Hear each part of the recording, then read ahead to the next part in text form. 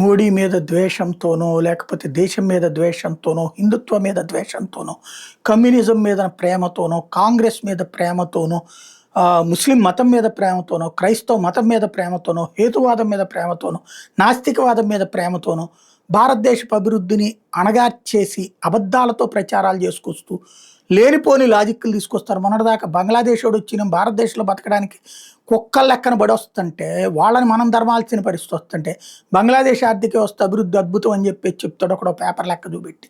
ఇంకోటి తైవాన్కి సంబంధించిన స్టాక్ ఎక్స్చేంజ్తో పోల్చుకుంటే అది ఆఫ్టర్ ఆల్ చిన్న దేశం, ఓ నగరం అంత ఉంటుంది, అది వచ్చేసేసి మనకంటే ఎక్కువైపోయింది అంటాడు. సరే, ఎవరి దాళ్ళకి లెక్కలు చెప్పుకుంటానే ఉంటాం మనం. దేశం మీద కూసేంత భక్తి ఉన్నటువంటి, దేశం మీద కూసేంత ప్రేమ ఉన్నోళ్ళు ఏదో వాగుతుంటాం. దానికి వీళ్ళ దృష్టిలో అది దిక్కుమాలినటువంటి పేర్లు పెట్టుకుంటారు. దేశ ద్రోహులని వాళ్ళని ఒప్పుకోరు. అదే సందర్భంలో దేశం మీద అభిమానంతో మాట్లాడే వాళ్ళని మాత్రం వ్యతిరేకంగా మాట్లాడుతుంటారు. తాజాగా తైవాన్ స్టాక్ మార్కెట్ భారత్ కంటే ఎక్కువైపోయింది అన్నటువంటి దాని మీద చాడా శాస్త్రి గారికి సంబంధించిన ఒక కథనం చూద్దాం. ప్రపంచంలో 5వ స్థానం ఉన్న భారత్ స్టాక్ మార్కెట్ వెనక్కి నెట్టి తైవాన్ ఆ స్థానాన్ని ఆక్రమించిందని కొందరు భారతీయులు పండగ చేసుకుంటూ ఆనందంగా సోషల్ మీడియాలో ట్వీట్స్, పోస్ట్స్, మీమ్స్ పెట్టుకుంటున్నారు. తైవాన్ స్టాక్ మార్కెట్ ఈరోజు ఈ స్థాయికి రావడానికి ఒకే ఒక ప్రైవేట్ కంపెనీ కారణం అని ఎంతమందికి తెలుసు?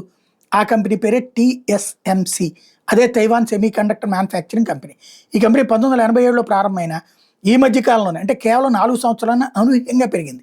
దీని విలువ 2022 నాటితో పోల్చుకుంటే ఇప్పుడు భారీ ఎత్తున పెరిగింది. 2025లో $1.5 ట్రిలియన్ ఉంటే 2026కి $2 ట్రిలియన్, అంటే నేటి డాలర్ రేటుతో రూపాయల్లో చెప్పాలంటే 190 లక్షల కోట్లు.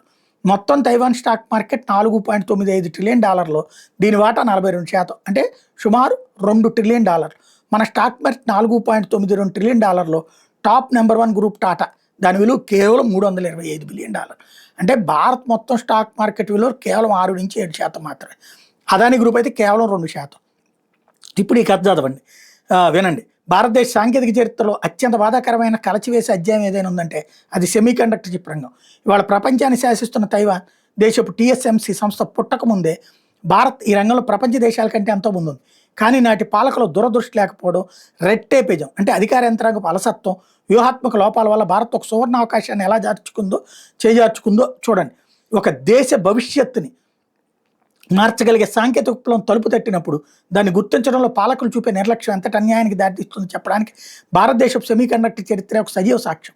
ఇవాళ ప్రపంచవ్యాప్తంగా కృత్రిమ మీద స్మార్ట్ ఫోన్లు, రక్షణ పరికరాలని శాసిస్తున్న చిప్ టెక్నాలజీలో భారతదేశం 1980 నాటికే ప్రపంచ దేశాల కంటే ఒక అడుగు ముందే ఉంది.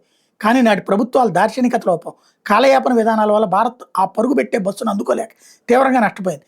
తైవాన్ కంటే ముందే, అంటే 1970ల చివరిలోనే భారత ప్రభుత్వం పంజాబ్లోని మొహాలీలో semiconductor complex limited SCL స్థాపనకు పునాదేశింది.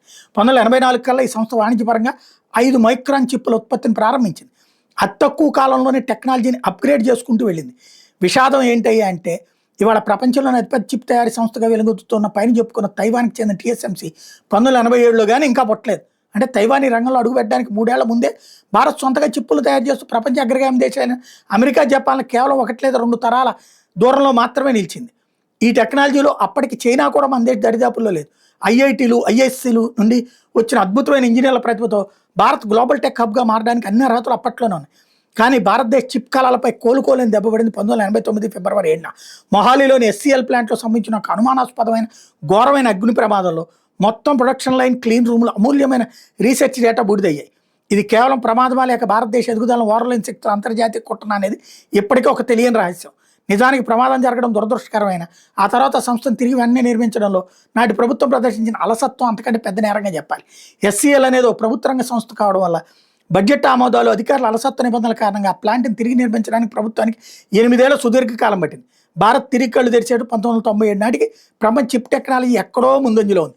నాటి పాలకులు అతిపెద్ద లోపం ఏంటంటే వాళ్ళు సెమీ కండక్టర్ రంగాన్ని కేవలం ఒక రక్షణ మరియు అంతరిక్ష ఇస్రో అవసరాల కోసమే చూశారు తప్ప దీని ఒక భారీ గ్లోబల్ ఎగుమతి వ్యాపారంగా మార్చవచ్చనే కనీస ఊహ వాళ్ళకి లేకపోయింది. లైసెన్స్ రాజు విధానాల వల్ల భారతీయ ప్రైవేట్ పెట్టుబడులను, విదేశీ పెట్టుబడులను, ఆధునికేతర దిగుమతులను తీవ్రంగా నియంత్రించారు. ఉదాహరణకి సిలికాన్ వ్యాలీ పితామహుడిగా పిలువబడే ఫెయిర్ చైల్డ్ సెమీ కండక్టర్ సంస్థ 1960లోనే భారత్లో ప్లాంట్ పెట్టాలనుకుంది. కానీ ఇక్కడ ప్రభుత్వ నిబంధనలకు భయపడి మలేషియాకి వెళ్ళిపోయింది. 2006-7 మధ్యలో కూడా ఒక అంతర్జాతీయ సంస్థ దక్షిణాదిలో ప్లాంట్ పెట్టడానికి తెచ్చిన కోట్ల విలువైన యంత్రాలు కస్టమ్స్ క్లియరెన్స్ లేక రేవుల్లోనే నెలల తరబడి మొదలుపడ్డాయి. విసిగిపోయిన సంస్థ తన ప్లాంట్ని చైనాకి తరలించి చైనా వాళ్ళకి ఎర్రటి వాచి భరించి స్వాగతం పలికింది. నాటి ప్రభుత్వం ఈ పట్టింపు లేని తనం వల్ల దేశానికి రావాల్సిన లక్షల కోట్ల పెట్టుబడులు ఉపాధి అవకాశాలు వేరే దేశాల పాలయ్యాయి. అదే సందర్భంలో ఇవన్నీ కలిపితేనే మనకి సెమీ కండక్టర్ సంబంధించిన ఇష్యూ జరిగింది.